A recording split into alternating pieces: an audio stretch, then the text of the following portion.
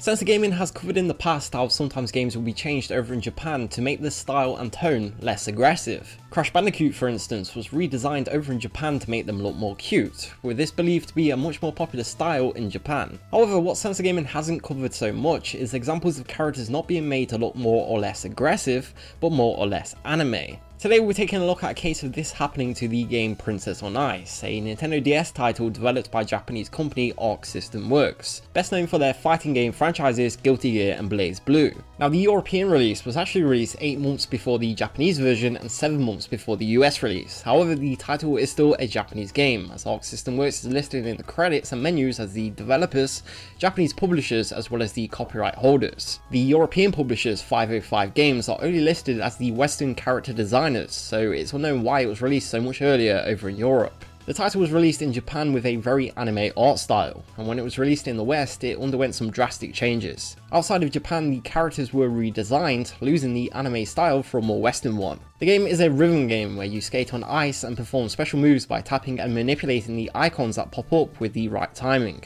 The first thing to point out is that all of the characters were completely redesigned outside of Japan to the character model seen here. Interestingly, the Western versions also replaced the blood type info in the character profiles to their favourite colour. This may be something that some of you are already familiar with, but Japanese culture has a huge fascination with people's blood types, and you can find lots of superstitions and other beliefs based on what type of blood a person has. In that sense, it's a little like people's zodiac signs over in the West, and blood type can be used to determine things like relationship compatibilities and personality. Moving on though, like mentioned, all of the characters were changed. This means that the ice skating coach who you meet up with a lot during the game's story mode was also altered. As you can see, amongst other changes, she was made a redhead and lost the glasses over in the West. The other characters in the game are the ice skating judges, who were all completely redesigned.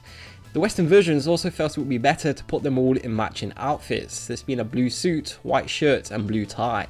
Another change that you'll be able to find is to some of the animations that the characters perform. Going along with the anime art style, the Japanese version will have some very anime-inspired animations and facial expressions, such as the blank-eyed look shown here. The Western version of this scene though doesn't have any different animations to go along with it. It just keeps the characters' facial expressions the same throughout. It's also relevant to point out how these very same changes were made to the latest spin-off game, Rockin' Pretty, but only in the European version. The European version was also renamed to Diva Girls Making the Music. Rockin' Pretty is another rhythm game made by the same developers but about starting a rock band, and it seems that the folks at Axis Games wanted to keep the art style the same as the Japanese version. That's about it for the changes made to Princess on Ice though, but with how drastic these redesigns were, it was definitely felt that this would be something interesting to point out and document over on the channel.